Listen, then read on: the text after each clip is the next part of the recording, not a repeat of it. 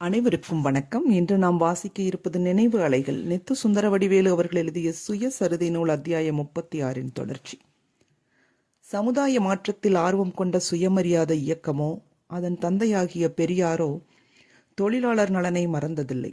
1927, 28 ஆண்டுகளில் நடந்த தென்னிந்திய ரயில்வே தொழிலாளர் போராட்டங்களில் தலைவர் பெரியார் அவர்கள் நேரடியாக பங்கு கொண்டார், சிறைப்பட்டார். தொழிலாளர் இயக்கத்திற்கு ஆதரவான முடிவுகளை சுயமரியாதை மாநாடு நிறைவேற்றியதில் வியப்பில்லை. அந்த காலத்தில் தென்னிந்திய ரயில்வே நாட்டுடைமையாகவில்லை, ஆங்கிலேய முதலாளிகளின் நிறுவனமாக தனித்து இயங்கிற்று. அன்று நம்மை ஆண்டவர்களும் ஆங்கிலேயர். ஆகவே அவர்கள் நடுநிலைமை வகிப்பதற்கு பதில் ஆங்கிலேய கம்பெனிக்கு துணை நின்றார்கள். தென்னிந்திய ரயில்வே தொழிலாளர் வேலை நிறுத்தத்தில் அரசாங்கத்தார் நடுநிலைமை வகிக்காததற்காக அவர்களை கண்டிப்பதுடன் அநியாயமாக துன்பப்பட நேர்ந்த தொழிலாளர்களிடம் இம்மாநாடு அனுதாபம் காட்டுகிறது என்று முடிவு செய்தது. அந்நிய ஆட்சியை கண்மூடித்தனமாக ஆதரிக்கவில்லை என்பதை மாநாடு காட்டிக்கொண்டது. ஊதிய கொள்கைக்கு வழிகாட்டும் மற்றொரு முடிவையும் காண்போம்.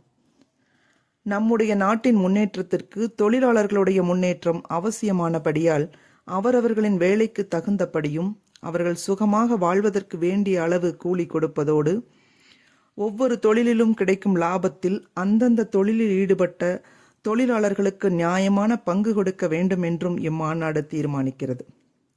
சமூக முன்னேற்றத்திற்கும் சமூக விடுதலைக்கும் சுயமரியாதை இயக்க கர்த்தாவாகிய பெரியார் ஈவேரா அவர்கள் ஆற்றியுள்ள பெரும் பணிக்கு நன்றி பாராட்டுவதுடன் அவர்கள் இவ்வியக்கத்தில் தலைமை வகித்து நடத்துவதில் அவர்கள் பால் மக்களுக்கு பூரண நம்பிக்கை உண்டென்றும் இம்மாநாடு தீர்மானிக்கிறது என்ற முடிவோடு மாநாடு இனிது கலைந்தது.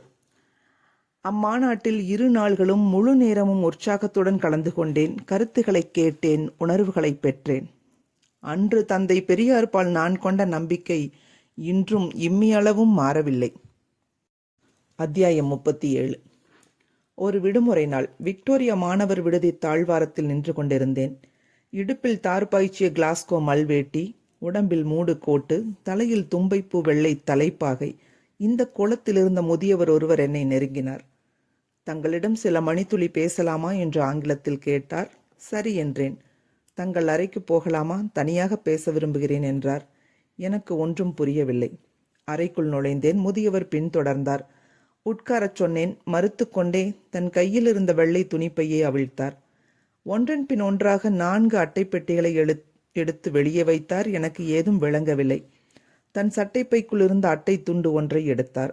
பணிவோடு என்னிடம் கொடுத்தார். நொடியில் படித்தேன். யாரிவர்? குருசாமி, MLC, பல்லாவரம் என்பது விளங்கிற்று.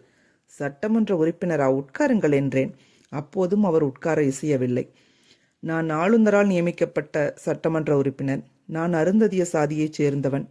அச்சாதி பழங்குடி மக்களின் சாதிகளில் ஒன்று. அச்சாதியின் பிரதிநிதியாக நான் சட்டமன்றத்தில் இருக்கிறேன்.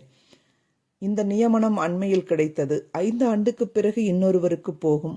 இதை நம்பி சொந்த தொழிலை விட்டுவிட்டால் அப்புறம் யார் யாரோ இடும் பிச்சைக்கு ஏங்கி கிடக்க நேரிடும். மனசாட்சிக்கு மாறாக எந்தெந்த கட்சிக்கோ கொடி தூக்கும்படி ஆகும். அதனால் முன்னர் செய்து வந்த தொழிலையே தொடர்ந்து செய்கிறேன். எனக்கு பொறுமையில்லை. என்ன தொழில் என்று சற்று துடிப்போடு கேட்டுவிட்டேன். இதோ பாருங்கள் என்று கூறியபடியே அட்டைப்பெட்டி ஒன்றை திறந்தார். கண்டேன். எதை? பளபளக்கும் காலணியை, பூட்ஸை. இது கருப்பு பழுப்பு நிற பூட்ஸு இதோ என்று சொல்லிக்கொண்டே மற்றொரு அட்டைப்பெட்டியை திறந்து காட்டினார். அப்படியே 4 இணை பூட்ஸுகளையும் காட்டிய பின், நான் பல ஆண்டுகளாகவே தோலை வாங்கி கொண்டு போய் சொந்தத்தில் தைக்கிறேன். பெரிய மனிதர்களுடைய பங்களாக்களுக்கு கொண்டு போய் விற்கிறேன்.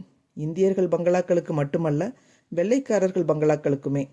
ஆங்கிலம் பேசத் தெரிவதால் ஆங்கிலேயரிடம் விற்பனை செய்ய முடிகிறது. அப்படிப்பட்ட ஒரு வெள்ளைக்கார வாடிக்கைக்காரரே என்னை பற்றி ஆளுநருக்கு சொல்லியிருக்கிறார். அது பழித்தது. எனக்கு நியமனம் கிடைத்தது. அரசனை நம்பி கணவனை கைவிடலாமா? தொழில் இருந்தால் என்றைக்கும் நம் காலில் நிற்கலாம். உங்கள் கால் அளவை எடுத்துக்கொண்டு போகிறேன். நன்றாக பூட்ஸை தைத்து கொண்டு வருகிறேன். பிடித்தால் காசு கொடுங்கள், பிடிக்காவிட்டால் எடுத்துக்கொண்டு போய்விடுகிறேன்.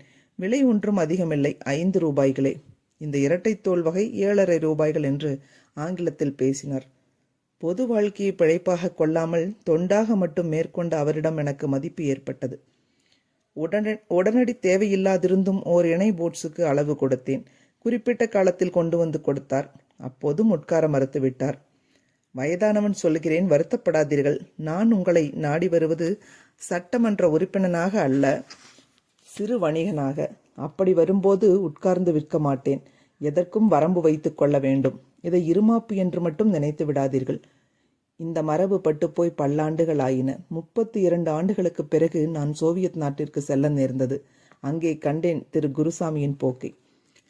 உள்ளாட்சி மன்றத்திற்கோ குடியாட்சி மன்றத்திற்கோ நாடாளுமன்றத்திற்கோ தேர்ந்தெடுக்கப்பட்ட கூட்டு பண்ணை குடியானவர் என்ன செய்வார்? பண்ணை தொழிலை விட்டு விடுவாரா? மன்ற தொழிலையே பிழைப்பாக மாற்றிக்கொள்வாரா? கையூட்டை எதிர்பார்க்கும் நிலைக்கு ஆளாக்கிக் கொள்வாரா? இல்லை இல்லை இல்லை. மன்ற கூட்டங்கள் குழு கூட்டங்கள் நடக்கும்போது மட்டும் வேலைக்கு வரமாட்டார். மற்ற நாள்களில் பழைய பணியில் ஈடுபடுவார். தொழிற்சாலைகளில் அலுவலகங்களில் வேலை செய்யும் மன்ற உறுப்பினர்களும் அப்படியே நடப்பார்கள். வேலைகளும் கெடாமல் ஆட்சி மன்றங்களில் பொதுமக்களின் உண்மையான குரல்களும் ஒலிக்க வகை செய்துள்ள சோவியத் ஆட்சி முறை அது கிடக்கட்டும். தொடர்வோம். அலைகள் ஓய்வதில்லை.